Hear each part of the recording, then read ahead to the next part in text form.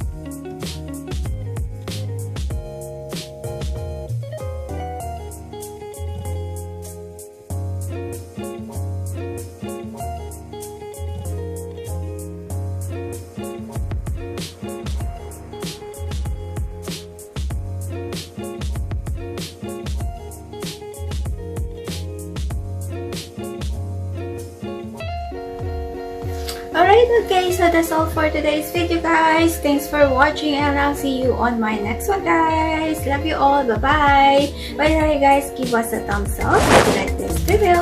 And don't forget to subscribe. I love you all, guys. Thanks for watching. See you.